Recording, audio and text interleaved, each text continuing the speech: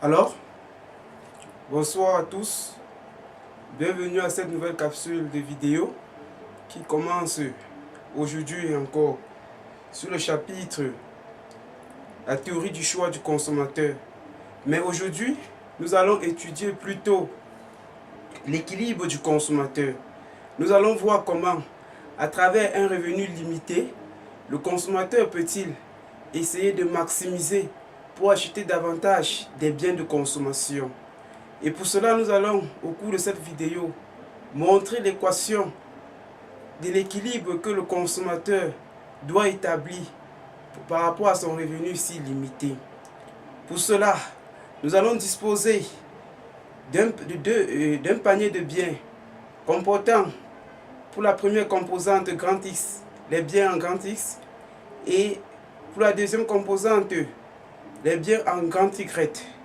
Et nous allons désigner par les biens grand X un certain nombre de biens que nous allons appeler petit x, représentant la quantité des biens en grand X, et petit y, représentant la quantité des biens en grand Y. Et par la suite, nous allons supposer que la quantité des biens grand X, que le prix d'un certain nombre de biens grand X coûte petit q, et petit p, le prix d'un certain nombre de biens de grand Y. Et nous allons donc essayer d'écrire par la suite l'équation de revenu qui traduit le pouvoir d'achat du consommateur. Et de ce fait, nous allons donc essayer de montrer qu'à travers la fonction d'utilité du consommateur, nous pouvons écrire le Lagrangien. On va donc écrire la fonction du Lagrangien. On va donc essayer par la suite de dériver le Lagrangien pour établir la condition d'équilibre, encore appelée l'optimum du consommateur. Donc, nous allons donc écrire au tableau les différentes équations en utilisant les utilités, l'utilité marginale par rapport à X, l'utilité marginale par rapport à Y, et nous allons donc établir la condition nécessaire et suffisante pour que, pour un revenu limité, le consommateur puisse acquérir un certain nombre de biens. Donc, nous allons donc écrire cela au tableau. Alors, on va dire soit grand X et grand Y, les différents biens que le consommateur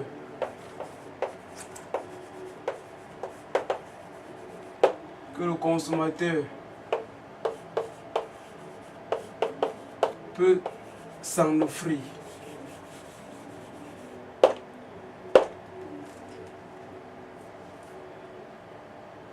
Désignons par petit x respectivement petit y les quantités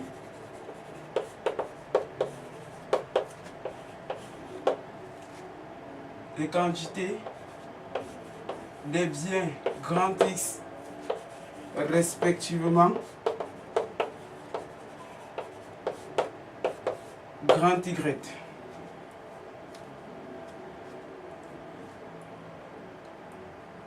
Par la suite,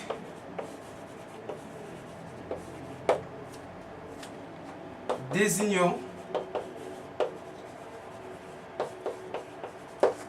par P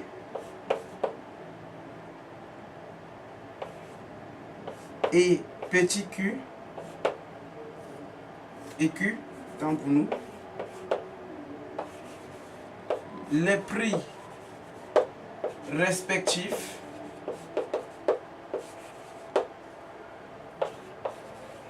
des biens petit x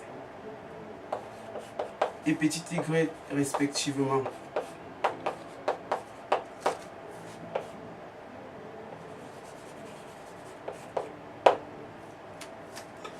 Alors, comme nous avons désigné par grand X, grand Y les différents biens constituant un panier de biens donnés, nous avons désigné par petit x et petit y les quantités de ces biens. Et nous avons appelé petit q les biens que le consommateur peut donner pour s'en offrir, les quantités de biens grand X. Et petit p les biens que le consommateur peut s'en donner pour s'en offrir, le prix que le consommateur peut donner pour s'en offrir les biens grand Y. Alors, nous allons supposer maintenant que le consommateur possède un revenu grand R. Supposons que le consommateur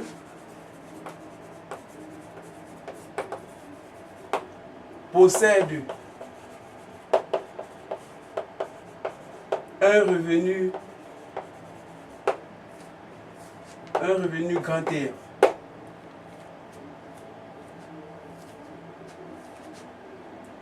Et appelons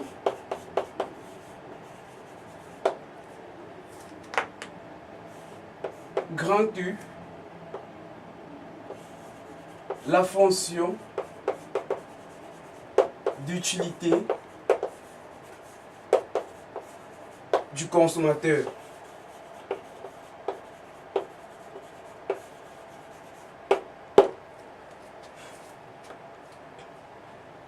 Dans les vidéos précédentes, nous avons vu le niveau d'utilité. Nous avons vu que le consommateur est un agent économique voulant bien acheter des biens. Et pour acheter des biens, il émet des préférences. Et à travers ces préférences, ça l'octroie un niveau d'utilité ou alors un niveau de satisfaction. Et ce niveau de satisfaction peut être qualifié d'ordinal ou de cardinal. Mais puisque ici, nous avons affaire à des mesures et à des quantités bien discrètes et finies, nous allons plutôt parler de l'utilité cardinale. Alors, nous voyons que la fonction de revenu, la fonction de revenu peut s'écrire grand R est égal à petit x p de x plus petit y q de petit y. Quand nous écrivons grand R est égal à petit x p de x plus petit y q de y, ceci veut dire que le consommateur possède un revenu grand R où il achète un panier de biens comportant les biens grand X et grand Y. Petit x représente la quantité des biens de grand X. Petit y représente la quantité des biens de grand Y.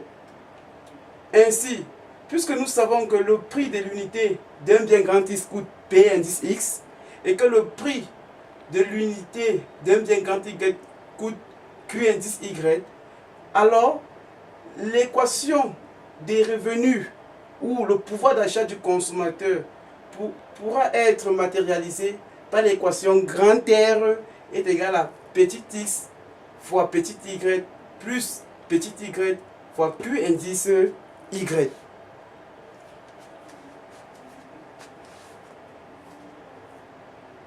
Ainsi, nous allons maintenant écrire la contrainte budgétaire ou la contrainte budgétaire ou d'achat du consommateur, parce que le consommateur voulant acquérir le maximum de biens possible est contraint de satisfaire son désir par un revenu grand R qui est limité.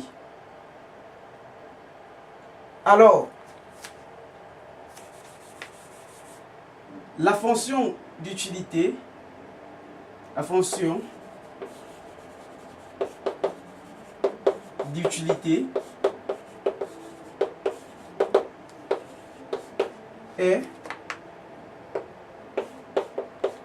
U de xy encore égal à U.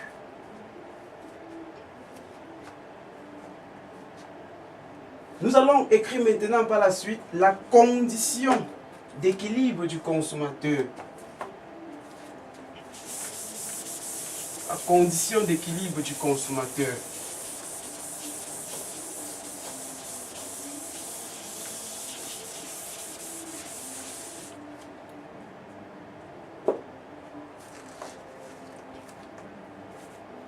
Condition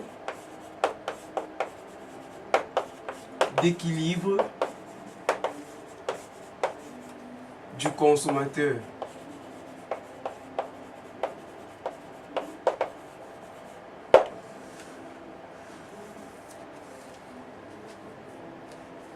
Le consommateur veut bien maximiser sa consommation sous contrainte budgétaire grand R. On se rend compte que notre consommateur a un revenu limité et veut très bien maximiser sa consommation. Et pour cela, avec un revenu limité, nous nous posons la question de savoir quelles seraient les quantités de biens maximales que notre consommateur pourrait s'en offrir avec un tel revenu si limité. Nous allons donc écrire le problème en utilisant le Lagrangien. Donc, maximiser la fonction d'utilité sous contrainte budgétaire R égale à x, p, y plus y, q indice y. Donc, maximiser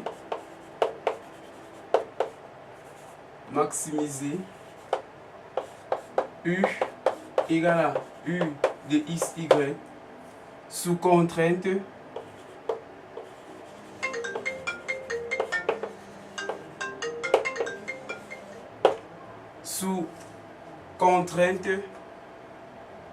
de R égale à x,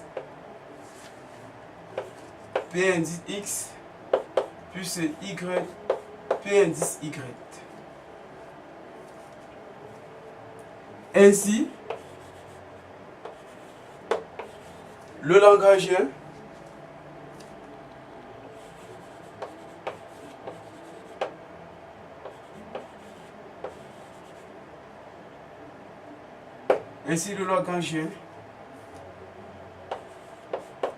est L de x, y, lambda, où lambda est un réel, qui est égal à U dessus de x, y. Nous allons faire, comme nous avons R égale à x, p, y, plus y, p, y, nous allons faire passer x, p, y et y, p, y de ce côté. D'où on aura donc lambda, facteur de R moins x, px moins y, p indice y. C'est ça.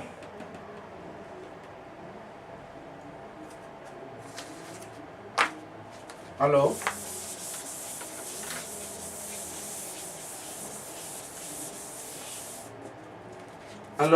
ayant le Lagrangien L de x, y, lambda, qui est égal à U de x, y, plus lambda multiplié par R moins x, P indice x, moins y, P indice y, nous allons par la suite essayer de dériver cette équation par rapport à chacune de ces variables.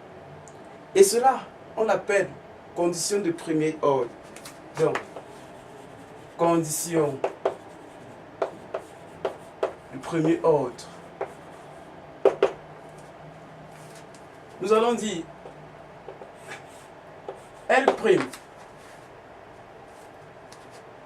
par rapport à x de x, y, lambda, c'est égal à quoi?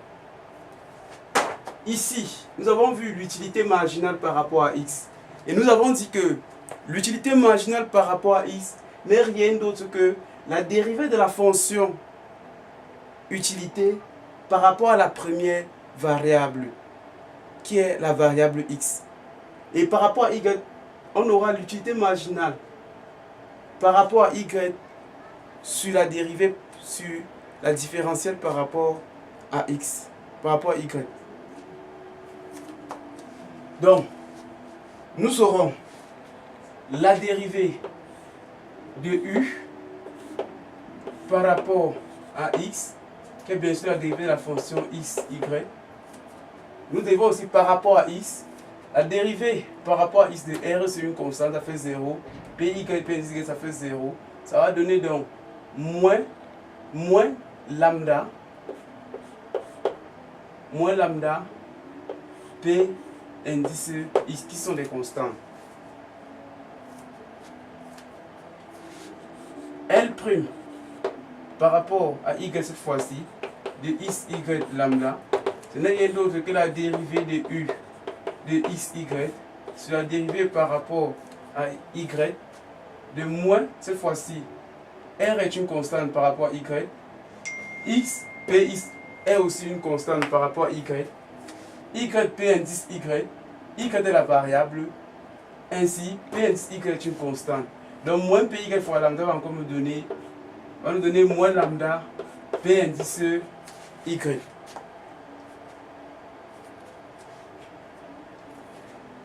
La dérivée du Lagrangien cette fois-ci par rapport à la variable lambda va nous donner quoi? Par rapport à lambda, tout ceci est une constante. On aura plutôt r moins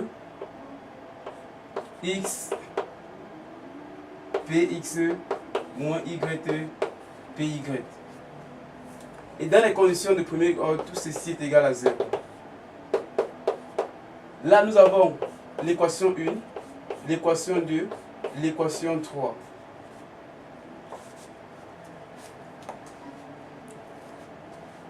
Or, rappelez-vous que dans les vidéos précédentes, nous avons vu que la dérivée de u par rapport à x, y sur la différentielle par rapport à x était encore appelée l'utilité marginale par rapport à la variable x.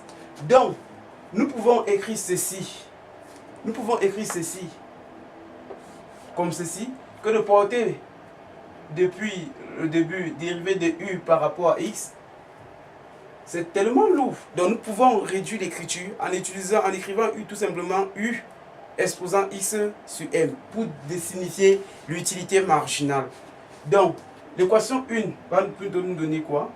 Si c'est toujours le Lagrangien, l'utilité marginale par rapport à x moins lambda p indice x égale à 0, et l'utilité marginale par rapport à y moins lambda p indice y égale à 0, et r moins x p de y moins y p de x moins y p de y égale à 0. Toujours sont les équations 1, 2 et 3.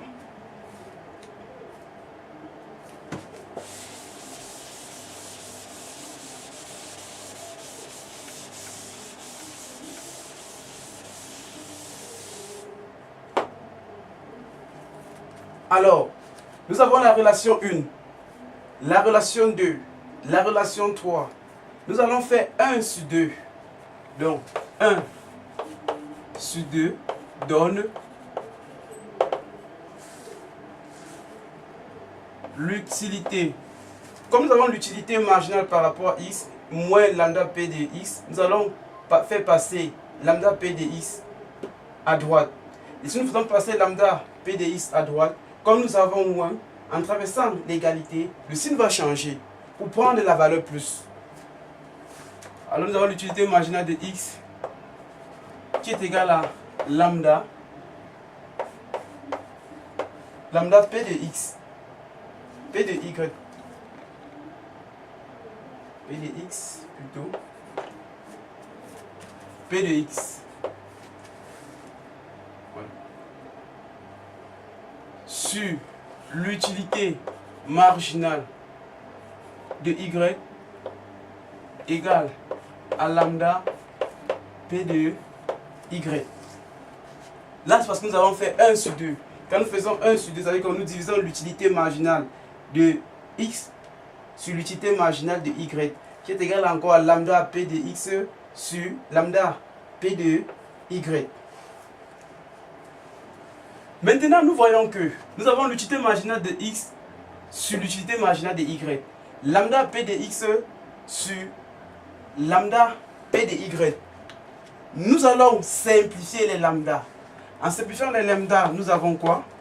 Nous avons l'utilité marginale de X sur l'utilité marginale de Y qui est égale à P de X, P de Y. Ainsi,